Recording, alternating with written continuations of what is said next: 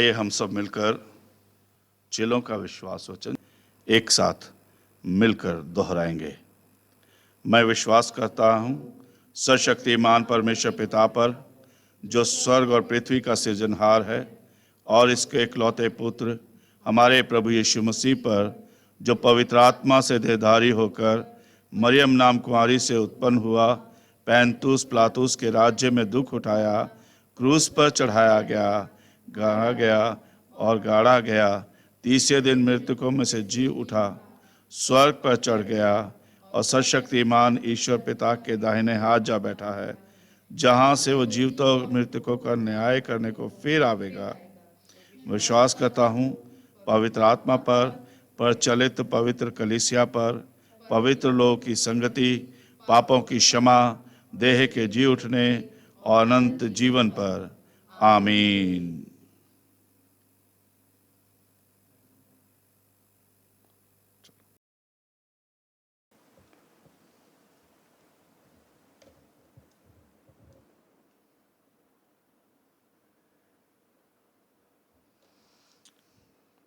परमेश्वर का एक बार फिर से बहुत बहुत धन्यवाद हो आज के दिन के लिए।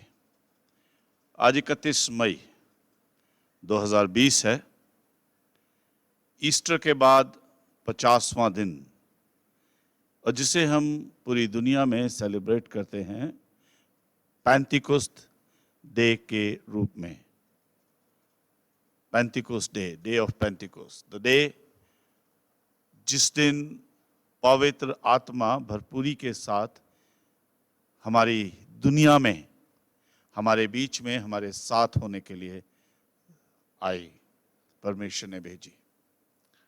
आज दुनिया इसे अलग अलग तरीके से सेलिब्रेट करती है।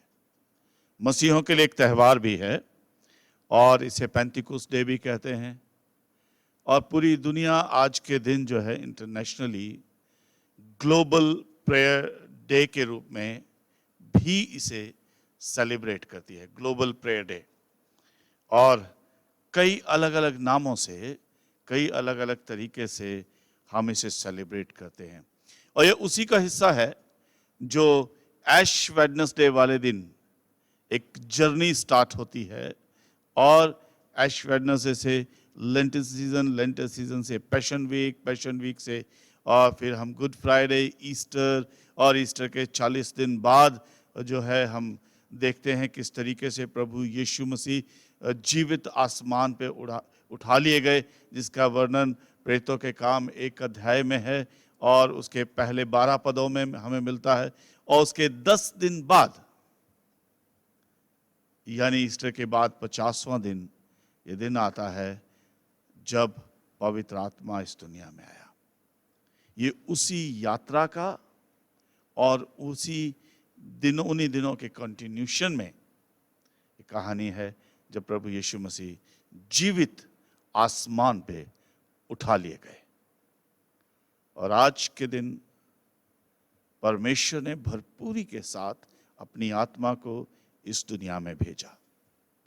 आइए हम अपने स्वरों को झुकाएं, उस परमेश्वर का धन्यवाद करें उस पवित्र आत्मा के लिए, और उस पवित्र आत्मा को अपने बीच में बुलाएं,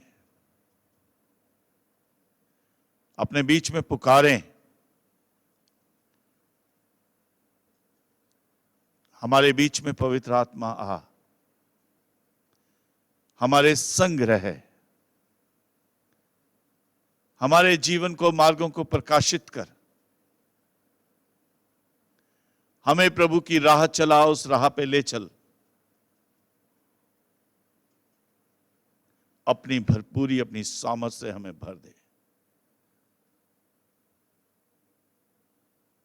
सर्वशक्तिमान पिता परमेश्वर, हमारे सृष्टिकर्ता, आप जो थे, जो हैं और जो सदा लौ बने रहेंगे, आप जो आदि और अंत हैं, अल्फा और ओमेगा हैं, आपके सिजदे में हम अपने सरों को झुकाते हैं और शुक्र करते हैं आज की सुबह के लिए जो आपने दी है। प्रभु आज वो दिन है और इस दिन के लिए हम आपके शुक्रगुजार हैं, जिस दिन में आपने पवित्र आत्मा को भरपूरी के साथ हमारे लिए इस दुनिया में भेजा, ताकि आप जिस्मानी रूप से नहीं पर आत्मिक रूप से, रूह के रूप में हमारे संग संग रहें। धन्यवाद प्रभु, धन्यवाद, धन्यवाद, धन्यवाद, धन्यवाद आज के दिन के लिए। आपके हाथों में जीवन सौंपते, आपका शुक्र करते, आज की आराधना को आपके हाथों में सौंपते हैं प्रभु, और अपने बीच में चाहते हैं कि आप हमारे बीच में हो, अपने वचन से हमसे बातचीत करें। और प्रभु आज दुनिया जब पेंतिकुस्त डे के रूप में इसे मनाती है, दुनिया प्रभु जी आज इसे ग्लोबल प्रेयर डे के रूप में मनाती है, और आज प्रभु जी हम इसलिए भी इस दिन को सेलिब्रेट करते हैं कि आज हम प्रार्थना करेंगे अपने देश के लिए, इन परिस्थितियों के लिए, ग्लोबली जो ये कोरोना वायरस की समस्या है और दूसरे इश्यूज जो हमारे चारों तरफ हैं, उन सब के लिए आज प्रभु हम एक मन होकर इस पवित्र आत्मा के अगुवाई में, सामर्थ में होकर इस आराधना को और सारे दिन को प्रभु आपके हाथों में दे देते हैं। हमें पवित्र आत्मा के दुगने अभिषेक से भर, हमें इस्तेमाल कर, हमसे बातचीत कर, और ये छोटी सी प्रार्थना प्रभु यीशु मसीह आपके पवित्र नाम से पिता से मांग लेते हैं। सुने और कबूल करें, आमीन। परमेश्वर का धन्यवाद हो एक बार फिर से। और आज बहुत सारी खुशी की खबरें हैं, और ऐसा लगता है कि परेशानी के दिन धीरे धीरे कम होते जा रहे हैं, और धीरे धीरे जो है अच्छे दिन हमारे लिए शुरुआत होती जा रही है। पॉलिटिकली भी सरकार ने आज से लॉकडाउन को अनलॉकडाउन 1 के रूप में शुरू किया है, यानी धीरे धीरे जो चीजें लॉक की गई थी वो अनलॉक होने की तरफ जा रही हैं। और खुशी की खबर है, सबसे पहली चीज आज पेंतिकुस्त डे है। आप सबको बहुत बहुत मुबारक हो। पवित्र आत्मा आपके परिवारों को, आपकी जिंदगियों को अपने अभिषेक से और भरपूरी से भरे। आप उनके संग और पवित्र आत्मा आपके संग बनी रहे। साथ ही आज हमारे पास सौभाग्य होगा, UCPI United Christian prayer for India एक समूह है जो आज से बहुत साल पहले, लगभग 6-7 साल पहले शुरू किया गया, और पूरे हिंदुस्तान में इसकी टीम है, जिसका एक हिस्सा मैं भी हूं, और तमाम बिशप हैं। हमारे बिशप साहब, बिशप सुबोध मंडल साहब भी हैं, और हमारे पास भी, मेरे पास पर्सनली भी, और बिशप साहब की तरफ से पूरे मेथोडिस्ट चर्च को भी इसमें शामिल होने के लिए कहा गया है। कल रात को मैंने आपके मोबाइल पर इस संदेश को भेज दिया है। दोपहर को 12 बजे, आज अभी थोड़ी देर बाद 12 बजे ठीक, हम इस आराधना को शुरू करेंगे आधे घंटे के लिए, जिसमें गीत गाएंगे, वो महान विचारू कार्य तेरे, कितने अद्भुत जो तूने बनाए, जिसमें एक बेल आपको भेजी गई है और आप उसे सुन, और उस समय पर आप उस बेल को भी वहां पे बजाएंगे, जो कुछ इस तरीके से होगी।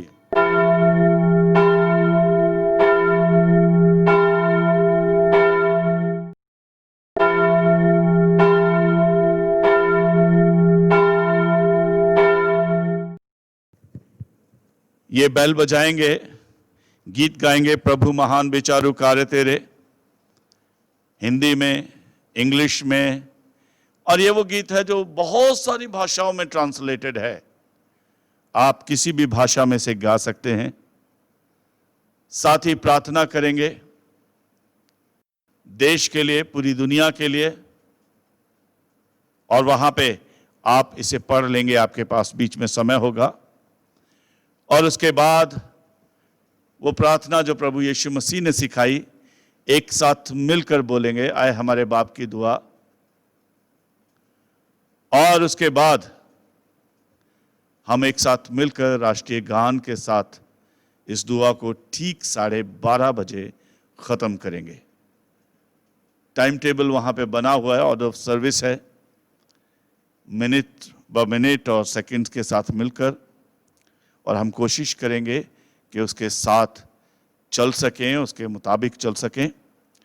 और हम इस प्रेयर में, ये ग्लोबली कोशिश की जा रही है कि सब जगह पर ये प्रेयर हो, और अलग अलग तरीके से जो है ये प्रार्थना होगी। इसे जो नाम दिया गया है, और वो नाम है वन साउंड वन होप, एक आवाज एक आशा, एक आवाज एक आशा, जिसमें पहले हम घंटी बजाएंगे, उसके बाद दुआओं के बाद फिर गीत गाएंगे प्रभु महान, और फिर प्रभु की प्रार्थना करेंगे, और नेशनल एंथम के साथ इस दुआ को समाप्त करेंगे प्रार्थना के साथ। साथ ही जैसे मैंने बताया, आज सारी दुनिया जो है ग्लोबल प्रेयर डे के रूप में भी इसे मनाती है, और शाम को एक और प्रार्थना होगी, छोटी सी, आप तक पहुंच जाएगी वो, और जिसमें 5 मिनट के लिए हम सब पास्टर लोग जो हैं 5-5 मिनट के लिए अलग अलग इश्यूज़ पे प्रार्थना करेंगे। और मेरे पास भारत देश और उसकी परिस्थितियों पे प्रार्थना करने का विषय है, और शाम को आपके पास इसका नोटिफिकेशन भी पहुंच जाएगा। साथ ही परमेश्वर का धन्यवाद हो, जैसे मैंने कहा आज खुशियों का दिन है, और जब मैं कल रात को न्यूज़ देख रहा था तो उस न्यूज़ में देख रहा था, उम्मीद कर रहे हैं ऐसा कि 8 जून के बाद ऐसी कोशिश की जा रही है, तैयारियां की जा रही हैं, और देखेंगे किस तरीके से होगा। पर 8 जून के बाद ऐसी उम्मीद है कि चर्चेस, मंदिर, गुरुद्वारे, मस्जिद और जितने धार्मिक स्थल हैं उनको किसी गाइडलाइन के अंदर खोला जाएगा। कितने लोग चर्च में आ सकते हैं एक बार में, और उनको क्या करना है। हमने भी कोशिश की है, आपके लिए एक सैनिटाइजिंग मशीन यहाँ पे होगी जब आप आएंगे, पर ध्यान रखिएगा कि अगली गाइडलाइन आपको क्या दी जाती है सरकार की रूप से भी। और 7 तारीख को जब जून में के महीने में फिर मैं आपसे बात करूंगा, यानी अगले इतवार को, तब भी मैं आपको बताऊंगा कि हमें किस तरीके से आना है। और अगर एक बार में कम लोग हैं तो हम इसे डिवाइड करेंगे कि पहले कौन आएगा टाइम के अनुसार, फिर कौन आएगा, वो आपको उस तरीके से उस समय समझा दिया जाएगा। और ये भी एक खुशी की खबर है, ये भी एक खुशी की खबर है। पर ध्यान रखें, एक साथ से बहुत सारे लोग ना आए, आपको समझाया जाएगा। शायद हम बुजुर्गों और बच्चों के हिसाब से इस ग्रुप को बांटें, शायद हम एज ग्रुप के हिसाब से बांटें, और वो उस परिस्थितियों के अनुसार देखा जाएगा। आपको सोशल डिस्टेंसिंग भी मेंटेन करनी होगी। अपने साथ फेस मास्क लेकर आएं, हाथों में, अच्छी बात है, अपने परिवार घर से सैनिटाइजर लेकर आएं। और हमारे पास भी जो है मशीन उस समय में आपको दिखा दी जाएगी, और पैर लगा के जैसे ही आप मशीन के आगे हाथ करेंगे वैसे ही उसमें से कुछ बूंदें सैनिटाइजर के निकलेंगी, और आप पूरे तरीके से अपने आप को, हाथों को सैनिटाइज कर सकेंगे। साथ साथ नहीं बैठेंगे, शायद एक बेंच पे 2 जने या हो सकता है 3 जने, बस। वो उस समय उस परिस्थिति के अनुसार हम देखेंगे, पर इतनी खबर भी हमारे लिए बहुत खुशी की खबर है। 2 महीने बाद, 2 महीने बाद, बल्कि और ज्यादा, लगभग 2.5 महीने बाद हमें अपने परमेश्वर के घर में आने का सौभाग्य होगा। और इस सब के लिए हम उस परमेश्वर के धन्यवादी हैं। उसने हमारी प्रार्थनाओं को सुना है, हमें सुरक्षित रखा है। इसके साथ एक और बात ध्यान में रखें कि जैसे जैसे अनलॉकडाउन 1 पार्ट शुरू हो रहा है, पर हम किस परिस्थिति में हैं उसे भी ध्यान में रखें। भारत देश 20 अप्रैल को जिस जगह पे था, या 20 मार्च को जिस जगह पे था, बहुत पीछे था हमारा नंबर। आज यही भारत देश 5वें और 4थे नंबर को टच करने पे, 5वें नंबर पे चल रहा है विश्व में, और 4था नंबर टच करने पे है टॉप में।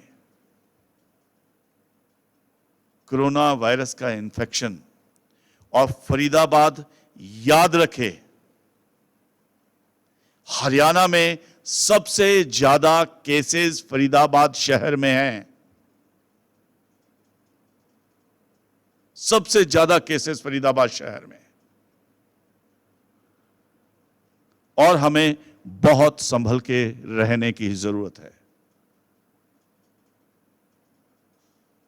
अपने आप को संभालने की, बच्चों को संभालने की, सोशल डिस्टेंसिंग बनाए रखने की।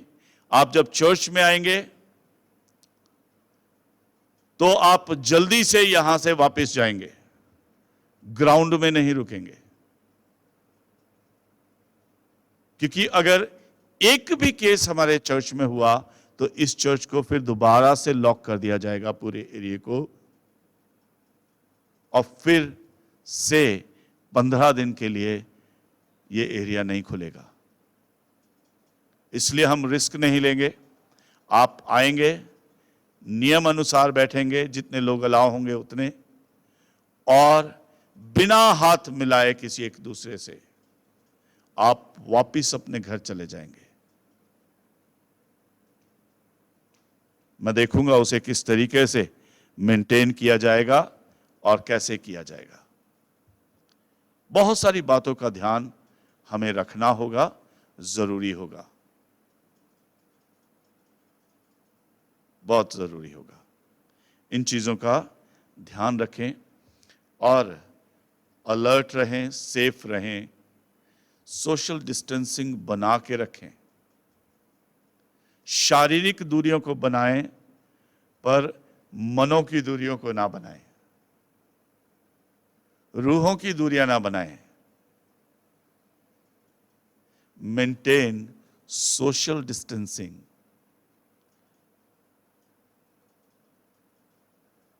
But keep your heart closer to each other. Keep your heart closer to the God. अपने हृदयों को एक दूसरे के नजदीक और अपने हृदयों को परमेश्वर के नजदीकी में बनाए रखें।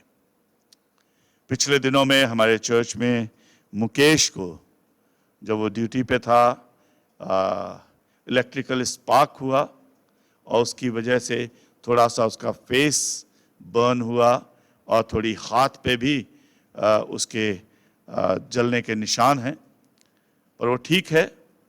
कुछ ही घंटों बाद उसे घर में भेज दिया गया था। और ये ऊपरी सतह पर स्किन बर्न टाइप है, जितना मुझे पता चला। मैंने हॉस्पिटल में फ़ोन किया और मुझे पता चला स्किन बर्न है फेस पे भी, और उसकी आईज और बाकी सब सलामत है। परमेश्वर का बहुत धन्यवाद हो।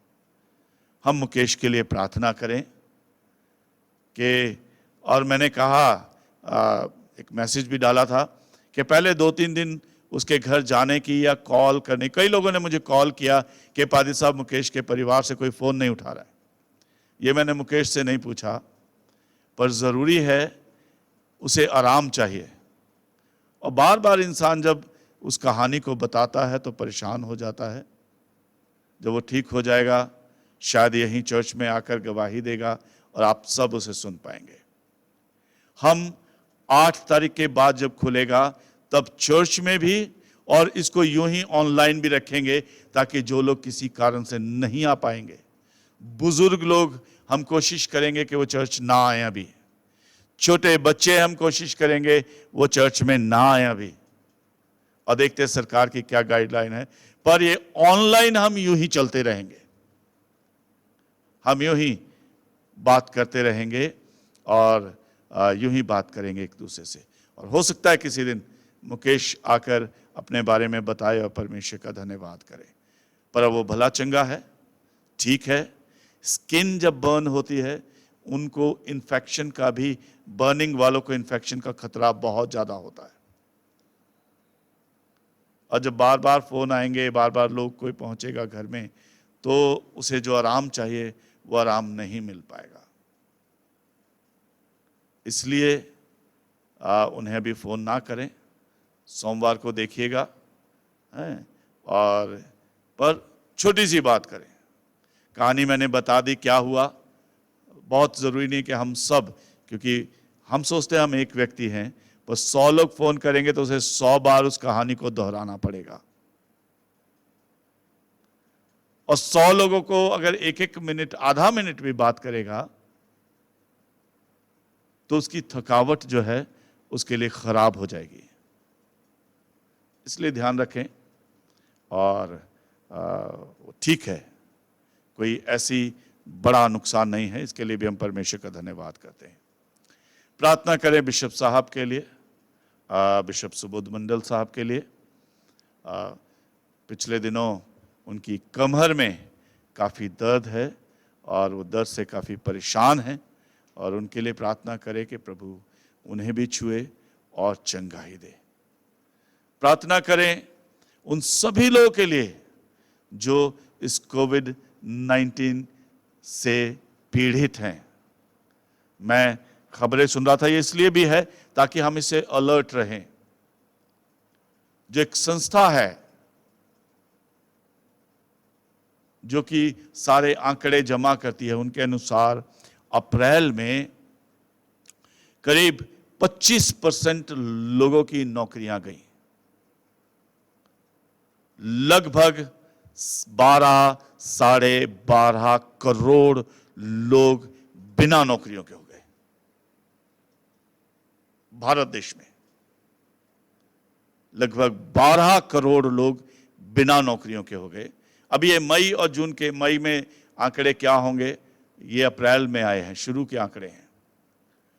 और लगभग 27 करोड़ दोनों मिलाकर, यानी लगभग 14-15 करोड़ लोग ऐसे हैं जिनकी तनख्वाहें या तो आधी मिल रही हैं, या उनको अल्टरनेट डेज पे काम करने को मिल रहा है, और या फिर उनको बहुत कम सैलरी मिल रही है।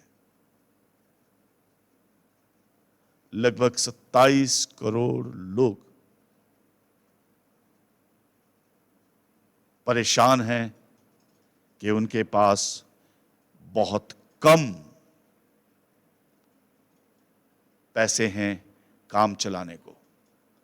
और मैं देख रहा था कि अब धीरे धीरे खाना बांटना भी कम हो गया है, राशन बांटना भी बहुत कम हो गया है, और दूसरे कामों की तरफ हम व्यस्त हैं।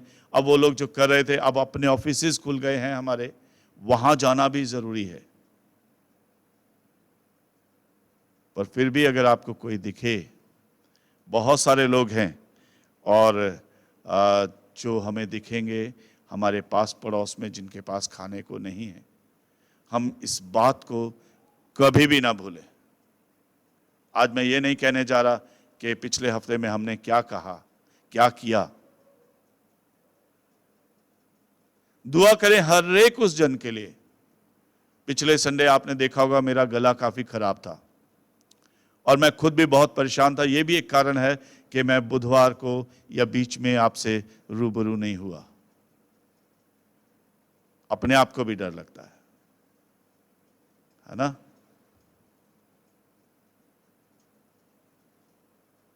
अपने आप को भी बहुत डर लगता है। पर आज परमेश्वर का धन्यवाद हो कि गला अच्छा है और आप भी महसूस कर पाएंगे इस बात को कि गला ठीक है, तबीयत ठीक है। पिछले एक हफ्ते में मैं भी शारीरिक रूप से कुछ परेशानी में था, अभी भी पूरे तरीके से ठीक नहीं, पर आप सबकी दुआओं से, परमेश्वर के अनुग्रह से बहुत भला चंगा हूं और आपसे बात कर सकता हूं। गर्मी बहुत ज़्यादा है ना? गर्मी बहुत ज़्यादा है और गर्मी के नुकसान से भी हमें बच के रहना है। इस गर्मी के बीच में बहुत सारे लोग हैं, अब पैसे नहीं हैं लोगों के पास, और नया कूलर या कूलर को नया पंखा या एसी रिपेयर कराना, इस सबके कराने के बाद मैं आपको सिर्फ समझाने के लिए कह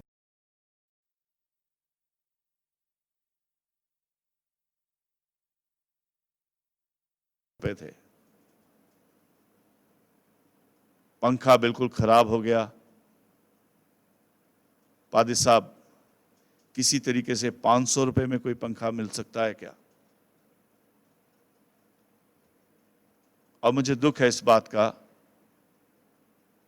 कि उस समय में, क्योंकि महीने का आखिरी है और शायद पूरे सीजन में इस तरीके से पहली बार हुआ कि मैंने सिर्फ पहली बार किसी को मना किया, और मैंने सोचा शायद 1-2 दिन में हम उसे कर पाएंगे।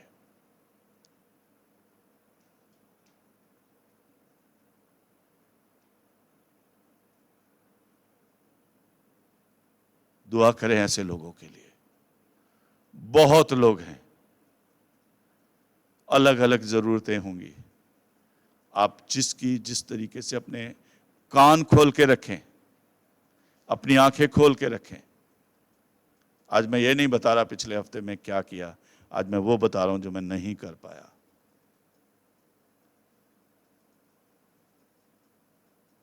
और ऐसा बहुत कुछ होता है,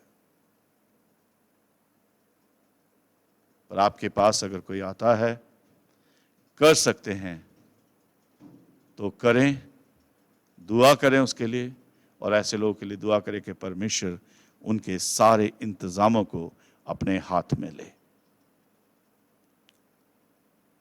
उनकी जरूरतों को पूरा करे। राशन के लिए भी बहुत सारे लोग अभी भी होंगे, क्योंकि सैलरीज भी अगर आएंगी, किसी की आधी सैलरी आएगी। अब स्कूल खुल जाएंगे जुलाई महीने से, जुलाई महीने में स्कूल की फीस भी भरनी होगी किसी परिवार को। बच्चों के लिए जो व्हीकल जाते हैं अब वो बहुत महंगे हो जाएंगे। जो ऑटो से जाते थे, अब ऑटो में 10 बच्चे नहीं बैठेंगे, तो ऑटो वाला भी जो पहले 1000 मांगता था, अब 3000 रुपए, 2500 रुपए, 2000 रुपए मांगेगा। Let's keep your hands open to help out the people.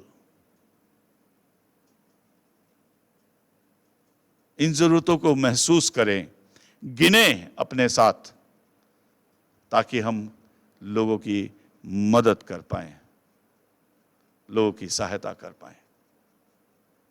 जरूर से। I was shaken when I heard,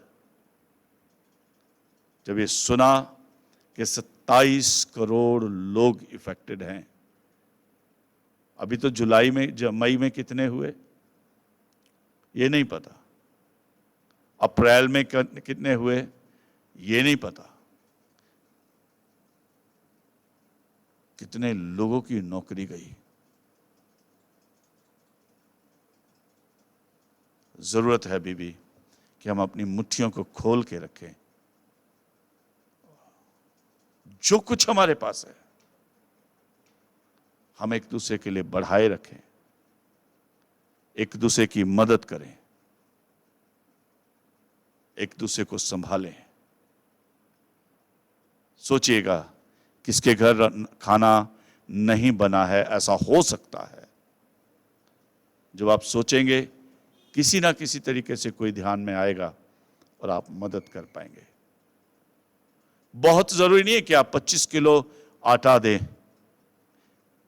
पर अगर आपको पता चलता है तो आप किसी को 5 किलो 10 किलो आटा भी दे सकते हैं, चावल दे सकते हैं, दाल दे सकते हैं। हो सकता है किसी के पास सब कुछ हो, गैस के लिए पैसे ना हो, वो हम उनके लिए अरेंज कर सकते हैं। और अपने घर में भी बहुत संभल के चलें। अभी हमें कुछ नहीं पता कि फिर से कब ये लॉकडाउन की परिस्थिति हमारे साथ आ जाए। बारिश आएगी, ठंड आएगी, और परिस्थिति ने हमारा पीछा नहीं छोड़ा है। कोरोना वायरस आया, उसके बाद पहले सुना कि गाजियाबाद साइड में हजारों लाखों की संख्या में चमगादड़ दिखाई दिए, वो भी चाइनीज ब्रीड के। जब उन पर रिसर्च हुई शुरू के दिनों में, पर्टिकुलर पेड़ एक पार्क में है और कई जगह ये देखा गया। अभी भोपाल साइड में मैंने सुना एक साथ हजारों की संख्या में चमगादड़ मरी हुई मिली। 2 दिन की न्यूज है ये।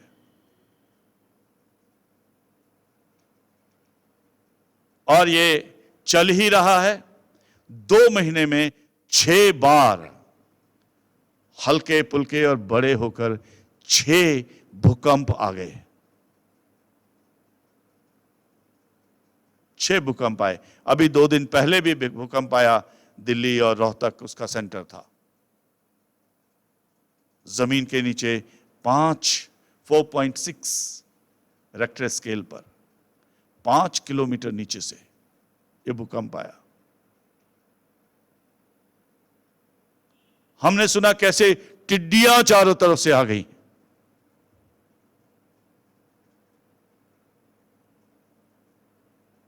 बुरे हाल। ये टिड्डियां हर साल आती हैं, पर इस साल इतनी ज्यादा आई हैं, और इन परिस्थितियों में आना उनका बहुत खतरनाक है। टिड्डियां आ गई। दुआ करते रहे इन सारी बातों के लिए। और लोग जॉबलेस हैं, जॉब के लिए डरे हुए हैं। हर कंपनी को आधा आधा करने को तो गवर्नमेंट कह रही है। 33% के साथ काम करो, 50% के साथ काम करो, तो वो 50% कहां से रोटी खाएंगे?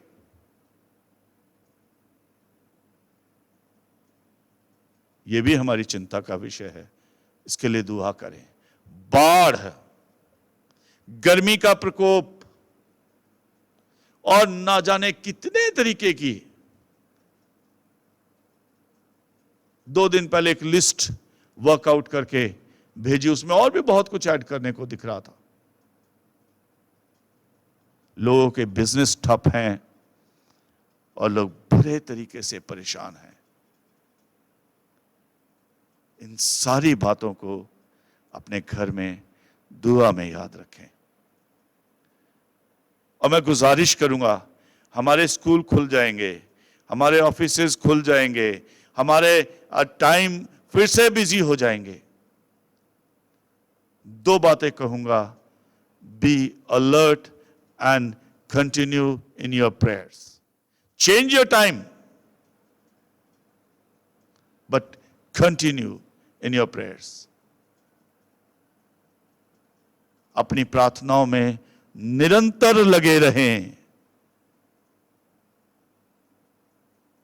और साथ में ये social distancing, hand wash, face mask, इन सारी चीजों का प्रयोग करें। और जब तक बहुत, जी हां, जब तक बहुत जरूरी ना हो, मत निकलें। आप खुदा के लिए, आप हमारे लिए सब बहुत कीमती हैं। बहुत कीमती हैं। इन सारी बातों को याद रखें। प्रभु आपके साथ है, पवित्र आत्मा आपके साथ है, प्रभु यीशु जो इम्मानुएल है वो आपके साथ है, हर घड़ी हर परिस्थिति में। बहुत कुछ है कहने को, और बहुत कुछ होता है कहने को, और बहुत कुछ मैं कहता हूं, क्योंकि आप बहुत कीमती हैं। इन बातों को ध्यान में रखें। प्रभु में बने रहें, घर में बने रहें, सोशल डिस्टेंसिंग में बने रहें, और प्रभु के नियमों का, सरकार के नियमों का, और इस समय में जो जरूरत है उन सारे नियमों का अच्छे से पालन करते रहें। प्रभु आपको बहुत आय से आशीष दे। आज जैसे मैंने कहा, आज वो दिन है जिसे हम पवित्र आत्मा का दिन कहते हैं, डे ऑफ पेंटिकोस्ट। और मैं 2 पद पढ़ूंगा पहले अध्याय से, एक अध्याय और उसका 8वां पद, और दूसरे अध्याय का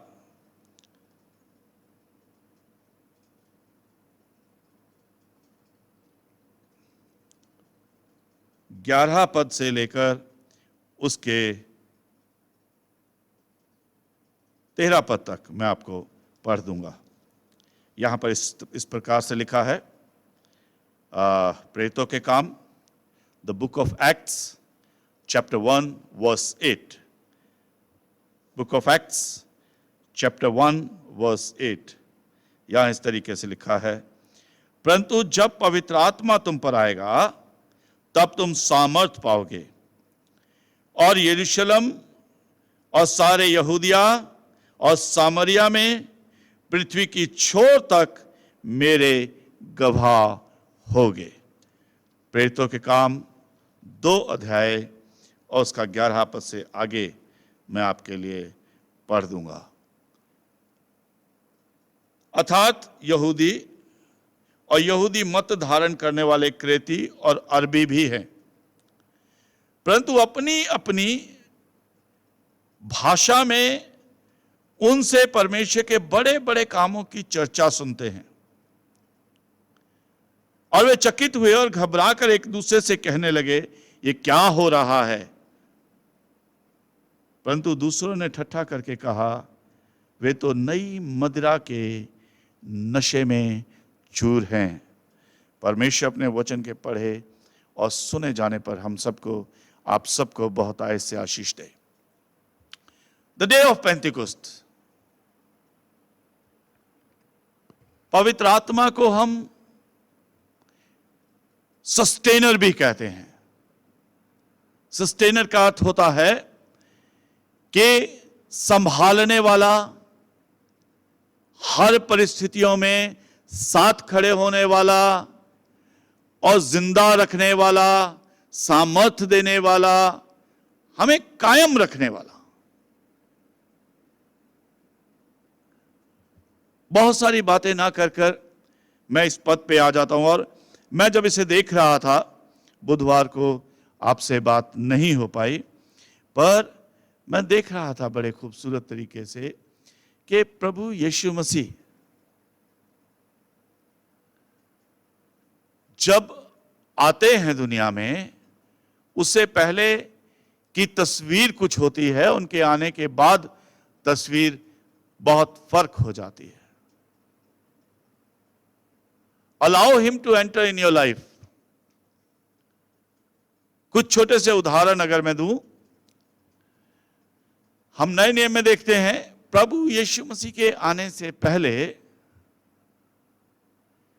क्या चित्र दिखाई देता है? यूहन्ना है, बपतिस्मा दे रहा है। लोग कहां हैं? झील पर हैं, शहर के बाहर हैं, जंगल में हैं। प्रभु यीशु मसीह आए, बपतिस्मा लिया, और फिर खुद प्रार्थना के लिए 40 दिन 40 रात की प्रार्थना के लिए जंगल में चले गए, और जब वहां से निकल कर आए तो देखा मत्ती के 4 अध्याय में हमें इसका 3 अध्याय में शायद 18 पदों में इसका जिक्र हमें मिलता है, जिसे मैंने बुधवार के लिए तैयार किया था, पर मुझे ध्यान आया तो मैंने सोचा मैं आपसे इस पे जरा सी बातचीत करूं, और इस पे बातचीत हम करते हैं थोड़ी सी। और तब क्या हुआ, यीशु मसीह के चेले, प्रभु यीशु मसीह के चेले जो है वो फिर कहां दिखते हैं, झील पर हैं। 18 पद में 4 अध्याय के 18 पद में वो झील पर हैं। इंद्रियास को देखा, जाल डालने की कोशिश कर रहे थे, स्ट्रगल कर रहे थे, शहर से बाहर, जिंदगी दुनियादारी से बाहर। और तब प्रभु यीशु मसीह ने उन्हें कहा, आओ मैं तुम्हें मछुआरा, पर मनुष्यों का मछुआरा बनाऊंगा। I shall make you fishers of men। और प्रभु यीशु मसीह उन्हें लेकर अपने साथ आ गए, और कहाँ आ गए, शहर में आ गए, दुनिया में आ गए, दुनिया में आ गए। बिना यीशु मसीह के लोग अपने आप को बंद कर लेते हैं, लोग जिंदगी से दूर हैं। जब प्रभु यीशु मसीह सलीब पे चढ़ा दिए गए, सलीब पे चढ़ाने के बाद अगर आप ध्यान से देखेंगे मत्ती उसके आखिरी अध्याय में, तो जब प्रभु यीशु मसीह को सलीब पर चढ़ा दिया गया, सारे चेले जाकर छुप गए। कहां थे, कमरों के अंदर बंद थे। कमरों के अंदर जब बंद थे तो अचानक से क्या होता है, ईस्टर वाले दिन प्रभु यीशु मसीह जी उठे, और जी उठने के बाद सबसे पहले प्रभु यीशु मसीह को देखा। किन्होंने देखा, और देखा उन स्त्रियों ने। और जब स्त्रियों ने देखा, सुबह सुबह उन्होंने देखा कि पत्थर हटा हुआ है और वहां पे लाश नहीं है, और यीशु मसीह के चेले आए और आकर वहां पर देखा कि यीशु मसीह नहीं है, लाश नहीं है, बड़ी गड़बड़ की बात है। और थोड़ी देर में वो वापस अपने घर चले गए, वापस चले गए। पर वो वहां पे खड़ी रही स्त्रियां।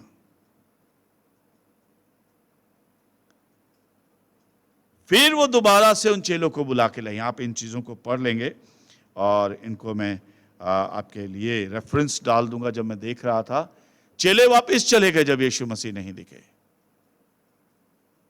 और ले जाने के बाद दोबारा से वो वहां पे आए, और दोबारा से उन्हें बुलाया गया। और दोबारा से जब वहां पे आए तो उन्होंने देखा कि यहां पर यीशु मसीह नहीं है। पर अब चेलों ने, उन स्त्रियों ने जब उन्हें देखा था, है ना, जब उन स्त्रियों ने देखा, और उन सबको देखने के बाद जब उन सबको देखा तो स्त्रियां परेशान हो गई।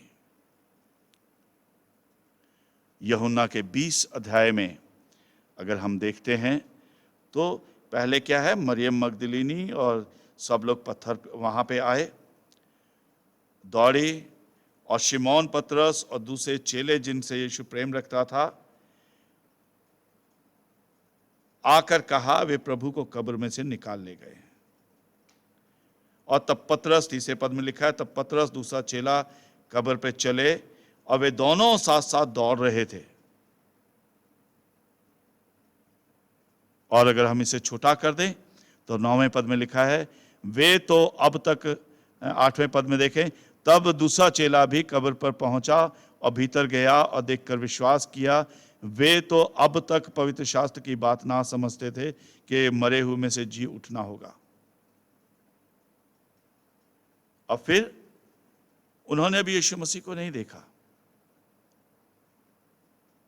और तब इन स्त्रियों ने देखा और फिर दोबारा यीशु मसीह को जब उन्होंने देखा, फिर जाके अपने आप को बंद कर लिया। 19वें पद में लिखा है, उसी दिन जो सप्ताह का पहला दिन था, संध्या के समय वहां के द्वार जहां पे चेले यहूदियों के डर के मारे बंद थे, यीशु आया, उनके बीच में खड़ा हुआ। फिर उन्होंने अपने आप को बंद कर लिया। अगले हफ्ते जब थोमा ने कहा,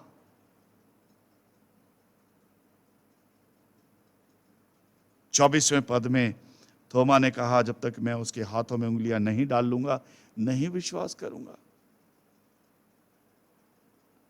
आई मीन इट, कि मैं ये पीछे की इतिहास पे क्यों जा रहा हूं। और तब जब यीशु मसीह ने अपने हाथ दिखाए, और तब भी ये लोग अपने घर के अंदर बंद थे। 26वें पद में फिर इसका जिक्र है, 8 दिन बाद उसके चेले फिर घर के भीतर थे। उसके बाद फिर क्या हुआ, इसी अध्याय में हम फिर देखते हैं, 21वें अध्याय में 20 के बाद फिर वो अपने सामान लेकर, सब कुछ लेकर झील पर काम करने के लिए निकल पड़े।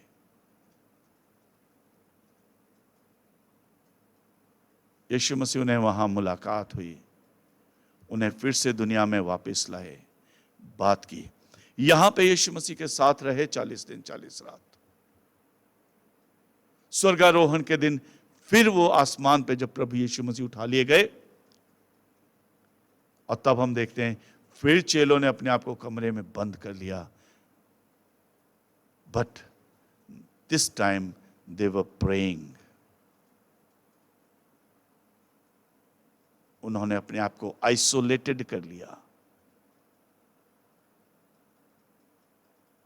बंद कर लिया, और 10 दिन 10 रात बंद रहे, दुआ करते रहे, प्रार्थना करते रहे। कुछ और कामकाज भी इस बीच में हुआ।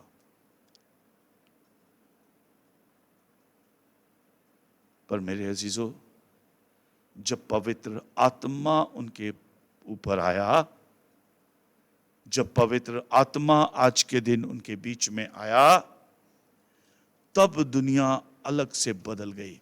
ये लोग जो कभी झील के किनारे, शहर के बाहर हैं, या घरों में अंदर से बंद हैं, डरे हुए हैं और किसी तरीके से हैं, आज पतरस उठ के खड़ा हुआ और समाज में खड़े होके बड़ी दिलेरी के साथ बोलता है, मैं उस प्रभु यीशु मसीह का शुभ संदेश, उद्धार का संदेश, मुक्ति का संदेश, माफी का संदेश सुनाता हूं, जिसे तुमने सलीब पर चढ़ा दिया, मार दिया, जो तुम्हारे लिए बलिदान हो गया। इस पे फिर कभी बात करेंगे, पर हम वापस आते हैं इस जगह पर, प्रेरितों के काम 1 अध्याय के 8वें पद पे। और यहां बहुत खूबसूरत लिखा है, और लिखा है कि परंतु जब पवित्र आत्मा तुम पर आएगा तो तुम सामर्थ पाओगे। जब पवित्र आत्मा आप पर आएगा, मुझ पर आएगा, या आप पर मुझ पर आया, we were filled with the divine power, divine strength। हम स्वर्गीय शक्ति से, स्वर्गीय सामर्थ से भर गए। और ये पावर क्या है, बहुत छोटे से शब्दों में मैंने कहा, आगे चलकर हम इस पे बात करेंगे। ये पावर क्या है? It's a power to stand. Patras कहां है? उससे पहले बंद कमरों में। मुर्गे ने बांग दी, कहां था? जाके छुप गया। 3 बार यीशु मसीह का इनकार करने के बाद जाकर छुप गया। यीशु मसीह के दर्शन भी कर लिए कि वो जी उठा है, जाकर छुप गया।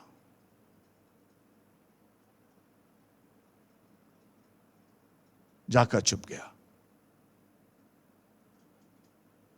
पर आज उसके पास, क्योंकि वो पवित्र आत्मा से भर गया, यहां पर अगर आप गिने तो लगभग 17 भाषाओं के लोग, अगर इन लोगों के बारे में गिनेंगे, यहां पे लिखा है दूसरे अध्याय में, लगभग 17 भाषाओं के लोग यहां पर जमा थे। और भी ज्यादा होंगे, मैंने गिना, मुझे 17 भाषा यहां पे दिखी, मैंने 17+ लिख रखा है। अलग अलग भाषाओं के 17 और उससे अधिक भाषाओं के लोग, यानी देश विदेशों से आए हुए लोग खड़े थे। ये मछली पकड़ने वाला, ये छुप जाने वाला, ये घर के अंदर बंद हो जाने वाला, ये सेल्फ लॉकडाउन कर लेने वाला पतरस उठ के खड़ा हुआ।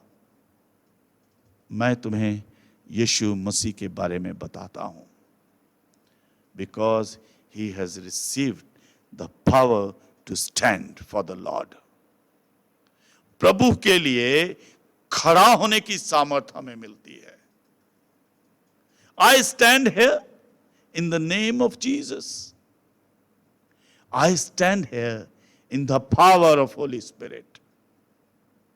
I'm speaking to you in the power of Holy Spirit.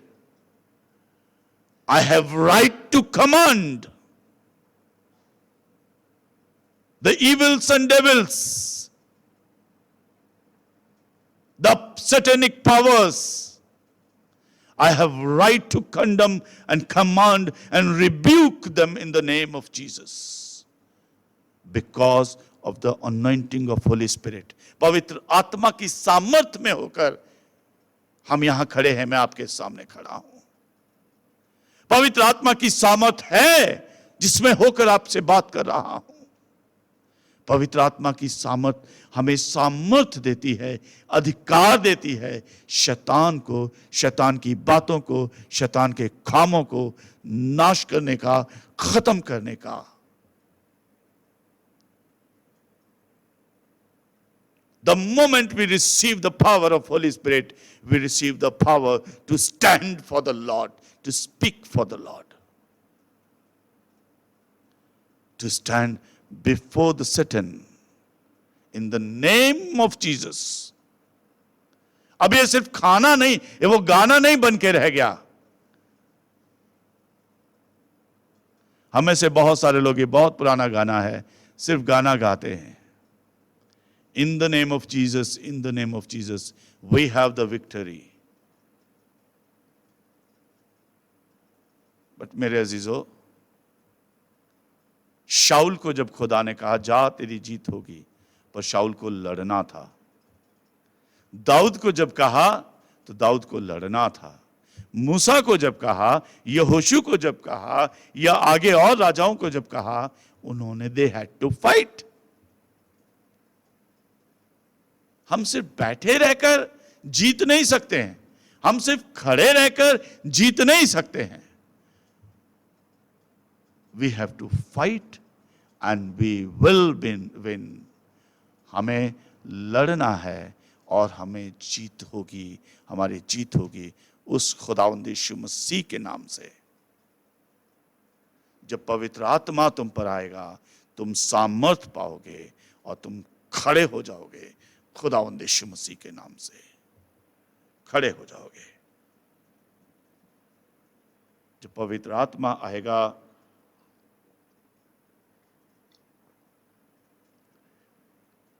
you will receive power to fight. You will receive power to stand, and you will receive power to fight. पतरस डर के मारे बैठा था, चेले डर के मारे बैठे थे। अरे ये लोग हमें मार देंगे, जिन्होंने यीशु मसीह को चढ़ा दिया सूली पे, शायद हमें भी मार देंगे। घर के अंदर छुप के बैठे थे। पतरस खड़ा हुआ, ना सिर्फ खड़ा हुआ बल्कि खड़े होकर उनसे प्रभु यीशु मसीह के नाम से बात करने लगा और शैतान की ताकतों से भी लड़ने के लिए तैयार था।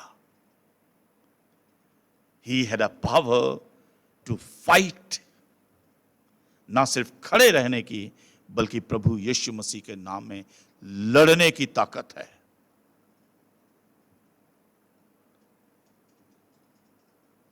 लड़ने की ताकत है पवित्र आत्मा, आपस में नहीं, है ना? भाई भाइयों का आपस में नहीं। अगर भाई भाई आपस में लड़ते हैं, भाई भाई वो नहीं जिनसे खून का रिश्ता है, वो जिनसे यीशु मसीह के खून का रिश्ता है। मेरे पड़ोसी से भी लड़ना है तो मैं पवित्र आत्मा से कहीं ना कहीं महरूम हूं। ये वो लड़ाई नहीं है, ये लड़ाई है शैतान से लड़ने की ताकत। मैं सिर्फ यूं ही सामने नहीं खड़ा हूं,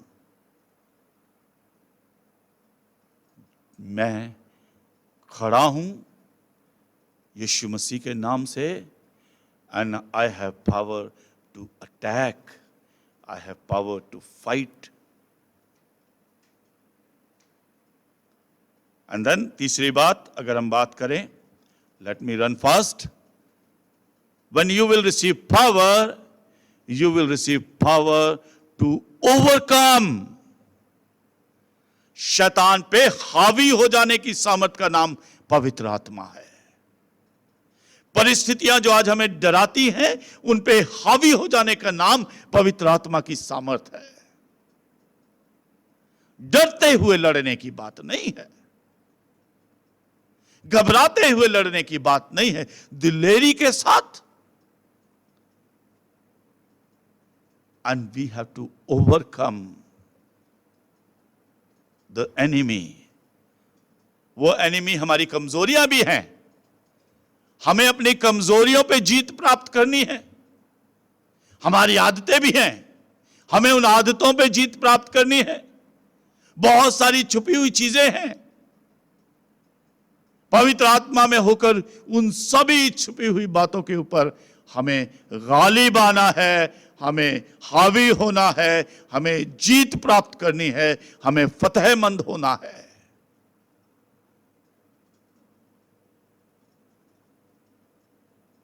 it's a power to overcome.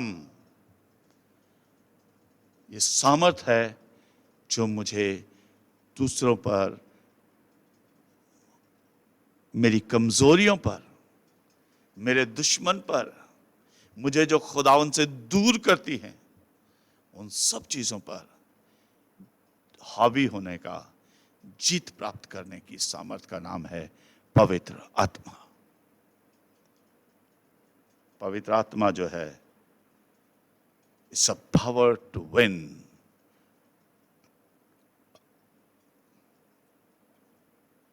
It's a power to defeat. ये जीत प्राप्त करने का, ना सिर्फ लड़ने का, ना सिर्फ अच्छी लड़ाई लड़ने का, बल्कि जीत प्राप्त करने का नाम है पवित्र आत्मा। पवित्र आत्मा।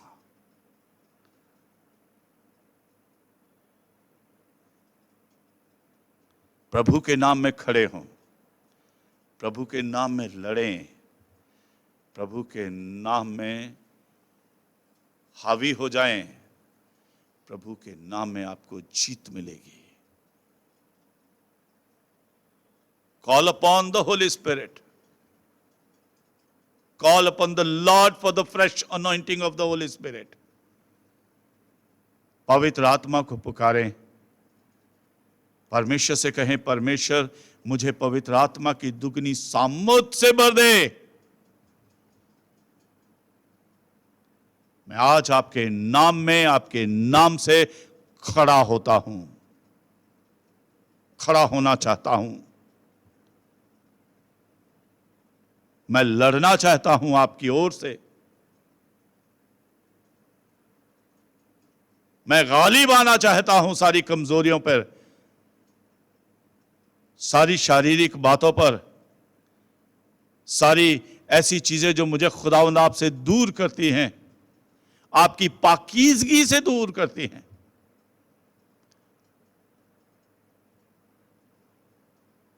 उन सब पे हावी होना चाहता हूं।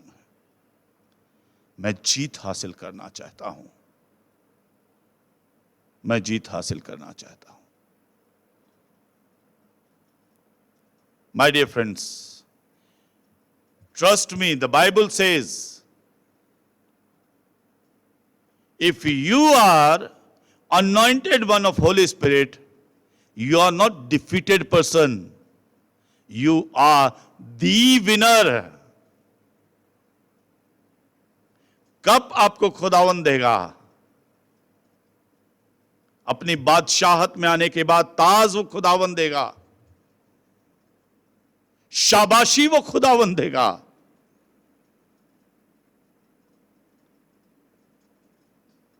Be filled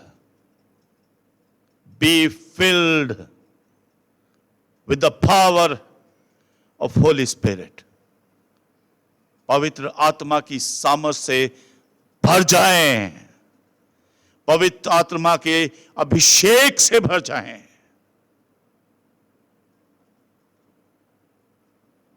अपने आप को खुदावंद के हाथों में सौंप दें।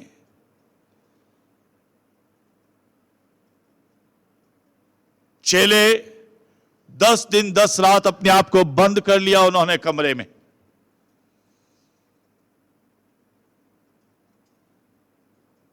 मैं विश्वास करता हूं they cried out for the Holy Spirit.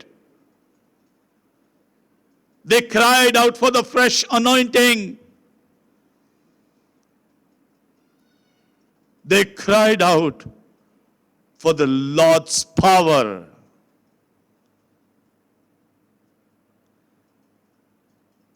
चेलों ने अपने आप को बंद कर लिया और प्रभु के सामने रोए, गिड़गिड़ाए, मांगा, कहा, निरंतर प्रार्थना में लगे रहे कि प्रभु अपनी सामर्थ से प्रभु जी हमें भरें, अपनी उपस्थिति से भर दें, अपनी ताकत से भर दें, पवित्र आत्मा से भर दें।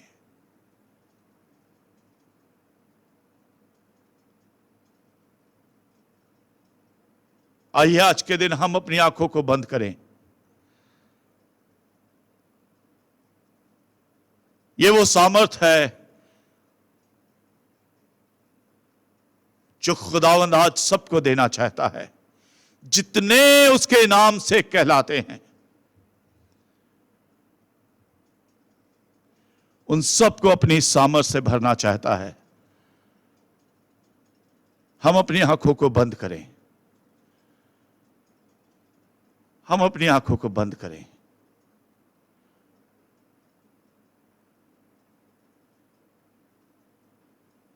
खामोशी में चले जाएं अपने चारों तरफ।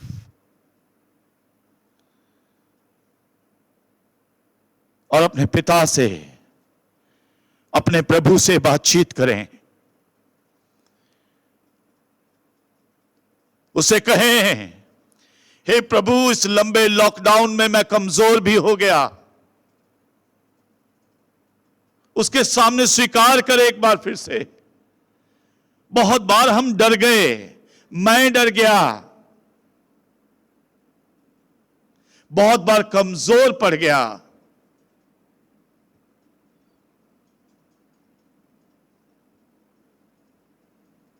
बहुत बार परेशान हो उठे, बहुत बार टूट गए। ऐ खुदा, अपनी बड़ी सामर्थ से भर। ऐ खुदा, पवित्र आत्मा के अभिषेक से भर।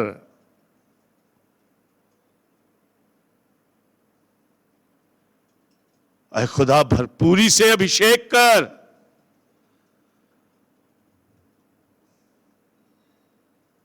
कि हम विश्वास से, आपकी समझ से, आपकी सामर्थ आपके नाम में होकर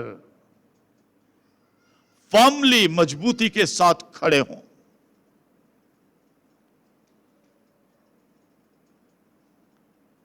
आपके नाम से लड़ें, आपके नाम से हावी हो जाएं, आपके नाम से जीत हासिल करें। We rebuke the power of COVID-19 in the mightiest name of our Lord and Savior Jesus Christ.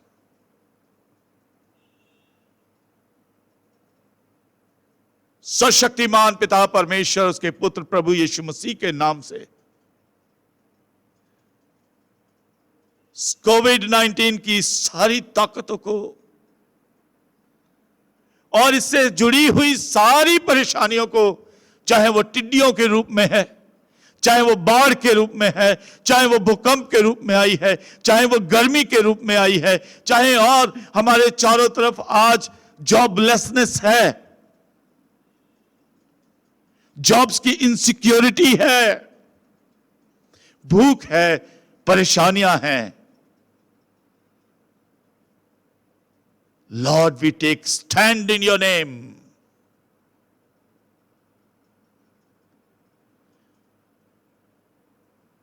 And we know we are the winner in the name of Jesus. In the name of Jesus. In the name of Jesus. प्रभु, आपके नाम में हम विजयी हैं। परिस्थितियां परेशान करने वाली हैं, परिस्थितियां प्रभु जी आज जैसा कहा, लोगों की नौकरियां छूटी हुई हैं, तनख्वाहें कम होकर मिल रही हैं, और आगे क्या होगा पता नहीं। टिड्डियां आ गई चारों तरफ से, अर्थक्वेक्स आ रहे हैं, तूफान आया, बहुत घर उजड़ गए उड़ीसा में, बंगाल में, तरह तरह की और बीमारियां आई, लोग आत्मिक रूप से, मानसिक रूप से बीमार हैं, आज शारीरिक रूप से कमजोर हो गए हैं।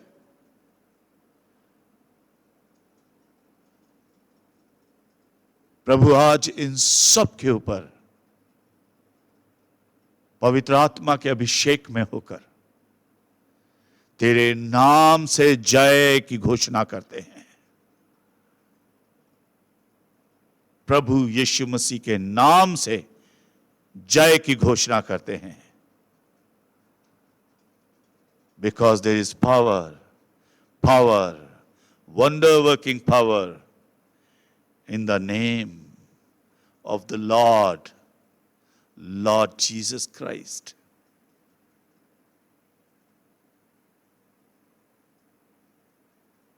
आए खुदा, हम सब इस समय में इस आवाज को सुनने वाले हर एक जन, आपके वचन पर विश्वास करने वाले हम सब अपने आप को देह, प्राण, आत्मा समेत पवित्र आत्मा के द्वारा से अभिषेक होने के लिए, भरपूरी के साथ भरे जाने के लिए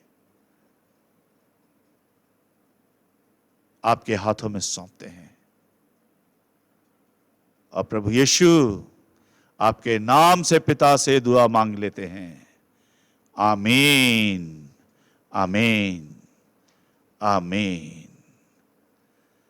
आए हमारे बाप, तू जो आसमान पर है, तेरा नाम पाक माना जाए, तेरी बादशाहत आए, तेरी मर्जी जैसे आसमान पर पूरी होती है वैसे जमीन पर भी हो। आज रोज की रोटी आज हमें बख्श दे, और जिस तरह हम अपने कसूर वालों को माफ करते हैं, उसी तरीके से आप भी हमारे कसूरों को माफ करें। हमें आजमाइश में न पड़ने दें, बल्कि बुराई से बचाएं, क्योंकि बादशाहत, कुदरत और जलाल हमेशा हमेशा आपका है। आमीन।